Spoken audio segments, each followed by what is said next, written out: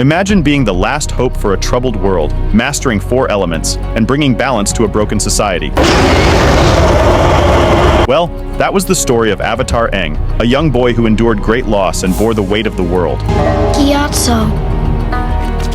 But just how powerful was he? What made him a legend in the Avatar universe? Looking for me? You're the Airbender? You're the Avatar? To grasp the true extent of his power, we'll look at his incredible life as the last Airbender. And by the end of this video, you'll understand the lasting impact of his legacy as a symbol of peace and strength. Man, sometimes I forget what a powerful bender that kid is.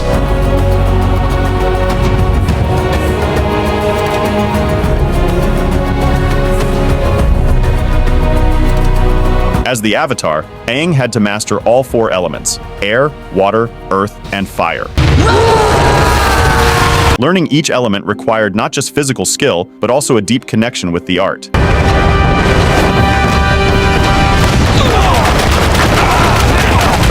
Even as a young boy, he was exceptionally skilled in airbending.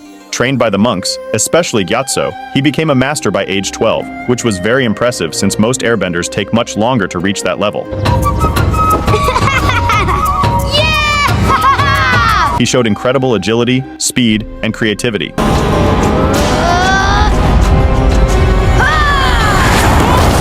Aang could fly using his glider, leap long distances, and perform many other impressive feats. My cabbages! Aang's first combat airbending experience was against Prince Zuko of the Fire Nation. Looking for me? This encounter was a significant moment as it showcased Aang's airbending skills and his pacifist nature. If I go with you, will you promise to leave everyone alone?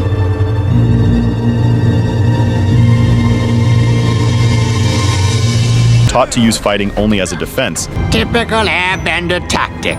Avoid and evade. Aang's defensive skills were excellent, but he also learned offensive techniques, creating air blades, projectile tunnels, air blasts, and even tornadoes.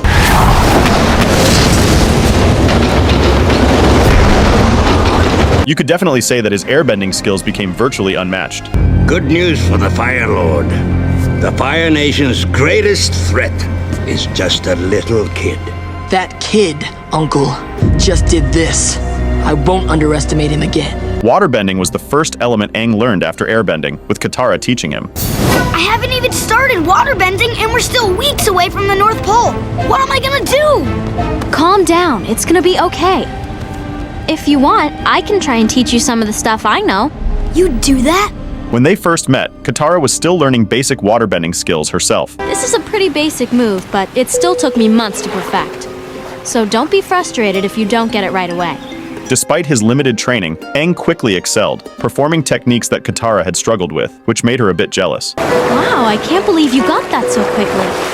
It took me 2 months to learn that move. This wasn't surprising, as Aang's background as an air nomad involved meditation and focusing on external energy, unlike waterbenders who use their own energy.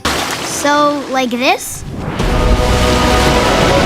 But things changed when Katara found a rare waterbending scroll. With Aang's help, she improved her combat skills significantly.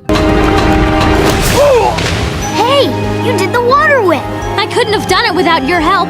Will you two quit congratulating each other and help me out? Around this time, Katara and Aang also began to understand the value of teamwork. We need a team of rhinos to budge this ship. A team of rhinos. Or 2 waterbenders. This teamwork helped them move ships, form whirlpools to slam the serpent against a cliff, draw water from deep underground, and even cloudbend. This last technique helped them warn a village about an impending disaster. Aunt Wu, look! Something's happening in the clouds. That's very strange. It shouldn't. Oh my! They eventually reached the North Pole, where Aang trained with Master Paku. Not bad, not bad. Keep practicing and maybe you'll get it by the time you're my age. Although talented, Aang's 12-year-old mindset sometimes got in the way of his discipline. You must have already mastered waterbending. I wouldn't say mastered, but check this out.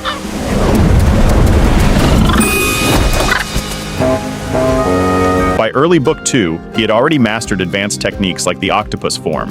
Katara even noted that Aang had the reflexes of a waterbending master. Think fast! Excellent. You have the reflexes of a waterbending master. His skill with the water whip technique was so precise that he could hit Azula before she could counterattack, and he managed to keep up with her until he ran out of water. During the Sozin's Comet episodes, Aang managed to overpower Ozai's firebending blasts. Even though Ozai was much stronger due to the comet, he still held his ground using waterbending. Aang's rapid improvement in waterbending can be attributed to his natural talent and rigorous daily training.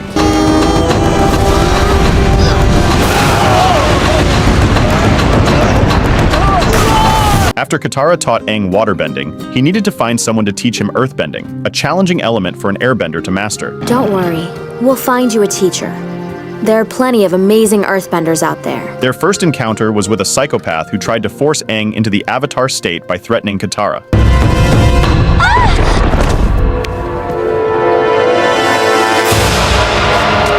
It worked! It worked! Fortunately, Aang and his friends then met Toph Beifong, a young, blind, but incredibly talented earthbender. How did you find me? Well, a crazy king told me I had to find an earthbender who listens to the earth. And then I had a vision in a magic swamp, and What Aang is trying to say is, he's the Avatar, and if he doesn't master earthbending soon, he won't be able to defeat the Fire Lord. Known as the Blind Bandit in underground tournaments, Toph had learned earthbending from badger moles, which gave her unmatched skills.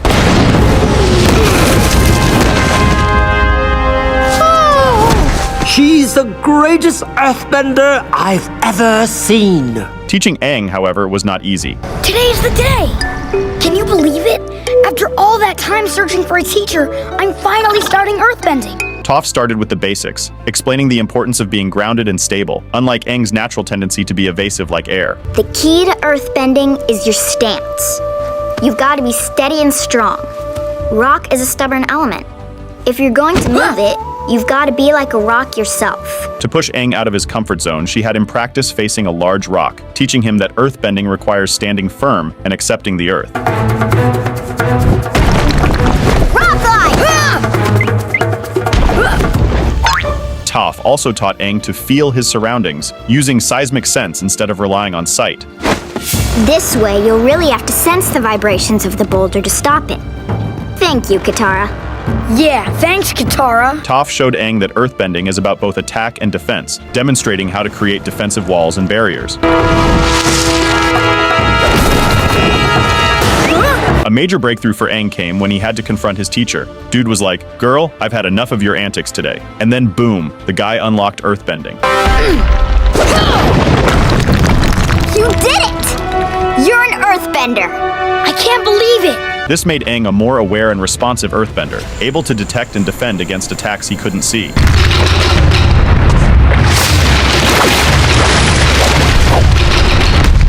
Good job, Twinkle Toes. Through tough love and strict teaching, Toph helped Aang become a strong earthbender, capable of holding his own against skilled opponents.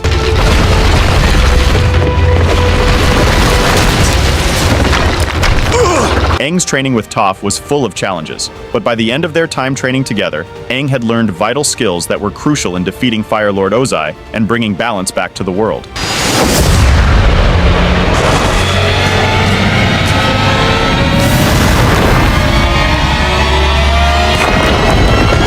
Next step was finding a firebending teacher. Where am I supposed to get a firebending teacher? You see, Aang's first experience with firebending was more about curiosity. I gotta learn that trick! His initial lessons was under the guidance of Zhang Zhang, a former Fire Nation admiral who deserted the army. I can't believe my former master has become nothing more than a simple savage. It is you who have embraced savagery, Zhao. He was reluctant to teach Aang, but after Roku dragged him by the balls, dude had no choice. You will teach the Avatar firebending. Yes, I will teach you. Really? That's great! Zhang Zhang was a highly skilled and principled teacher. His training focused on patience, discipline, and understanding the true nature of fire. Wait, what do I do now? Silence! Talking is not concentrating. Look at your friend. Is she talking? Even that oaf knows to concentrate on what he's doing. Hey! He taught Aang that fire is a life-giving force, not just a weapon. Power in firebending comes from the breath. That is why you must master proper breath control. You brought me up here to breathe? This approach was important for Aang, who struggled with firebending due to its association with the destruction of his people. Without the bender, a rock will not throw itself. But fire will spread and destroy everything in its path if one does not have the will to control it. However, his eagerness led to a mistake when he accidentally burned Katara, making him fearful of firebending. I'm never gonna firebend again. You'll have to eventually. No, never again. Aang's search for a teacher seemed hopeless until Zuko, his former enemy, offered to teach him. Hello, Zuko here. Zuko had turned against the Fire Nation and had changed significantly. All I want now is to play my part in ending this war. And I know my destiny is to help you restore balance to the world. Though Zuko was Avatar Roku's great-grandson, he had almost lost his firebending abilities, meaning Aang would have to start from scratch. I'm sorry, I'm just laughing at the irony. You know how it would have been nice for us if you'd lost your firebending a long time ago? Well, it's not lost, it's just weaker for some reason. Maybe you're just not as good as you think you are. Ouch. Following a great advice from Toph, Zuko took Aang to the ancient Sun Warrior ruins, seeking the original source of firebending. You're gonna need to learn to draw your firebending from a different source. I recommend the original source. How's he supposed to do that? By jumping into a volcano? No. Zuko needs to go back to whatever the original source of firebending is. They learned from the ancient dragons, Ran and Shaw, that true firebending comes from breath and life energy, not anger and destruction. All this time, I thought firebending was destruction. Since I hurt Katara, I've been too afraid and hesitant. But now I know what it really is. It's energy and life. With this new understanding, Aang finally mastered firebending. He had gained control over every element in a way that honored his teachings. All that remained was to defeat the Fire Lord. Yeah, that's a great dance you two learned there. Aang's connection to past avatars and his spiritual abilities were some of the most fascinating parts of his character in the series. When Aang taps into the knowledge and skills of previous avatars, his bending abilities become greatly enhanced. Aang, come on! Snap out of it! Ah! He can do things that would normally be impossible, like creating huge tidal waves, earthquakes, or tornadoes. Now that was some waterbending. At first, Aang found it difficult to control the avatar state because it's often triggered by strong emotions like anger or fear. But as he matured, he learned to access it more intentionally. I'm not saying the avatar state doesn't have incredible and helpful power, but you have to understand, for the people who love you, watching you be in that much rage and pain is really scary. I'm really glad you told me that. One of the most iconic moments was when Aang entered the Avatar state to create a massive water vortex against Fire Lord Ozai, demonstrating the sheer power and potential destruction the Avatar state could unleash.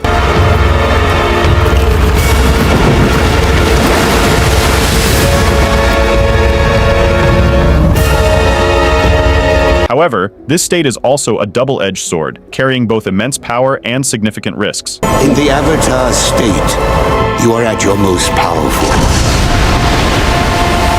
But you are also at your most vulnerable. Aside from the Avatar state, Aang had several spiritual abilities that made him a highly connected and enlightened Avatar. You have finally connected with your spiritual self. How? When we hit our lowest point, we are open to the greatest change. He was naturally good at meditation, which helped him connect with the spirit world more easily than others. Is he okay? He's crossing into the spirit world. He'll be fine as long as we don't move his body. Through meditation, he could communicate with past avatars, like Roku, and gain different perspectives on the challenges he faces and the choices he must make as the Avatar. Where are we going? To visit my past. Our shared past. During the Siege of the North, Aang knew a little about the spirit world and used that knowledge to ask for extra help. So, how may I help you? I need to find the moon and the ocean. Their spirit names are Twi and La. Push and pull. It was also the first time he entered the spirit world by meditating. Welcome back. Good to be back. When the situation seemed hopeless, Aang connected with the spirit of the ocean. By working together, they defeated the Fire Nation forces.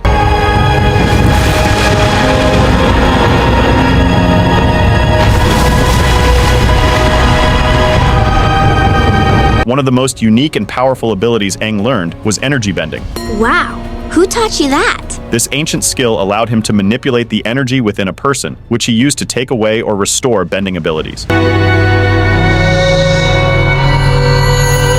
He learned this from the giant lion turtle and used it to remove Fire Lord Ozai's bending, ending the 100-year war without killing him. You have the craziest adventures when you disappear. Well, look at you, Buster. Beyond his bending abilities, Aang's greatest strength was in his character and leadership. He united people across nations, promoting peace and balance. That's some luck you knew Jinwei and Wei Jin. You could call it luck, or you could call it lying. What? I made the whole thing up. Aang's pacifist nature and dedication to non-violence was key in how he handled conflicts. The monks always taught me that all life is sacred, even the life of the tiniest spider fly caught in its own web. Yes, all life is sacred. I know, I'm even a vegetarian. His legacy continued through the establishment of Republic City and the guidance he gave to his children, especially Tenzin, who continued the airbending tradition. What's wrong, Daddy? I just wish your grandfather were here to see this.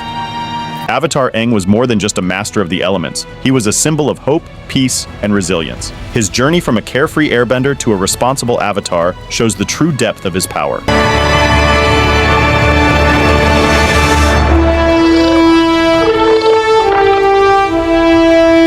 Thank you for staying with us till the end of this video. Yeah. All right. What was your favorite moment with Aang? Which display of his power did you enjoy the most? Share your thoughts in the comments. Be sure to like and subscribe. Until next time, stay geeky. You know, you're pretty wise for a kid. Thanks, Sokka. Usually it's annoying, but right now I'm just impressed. I appreciate that.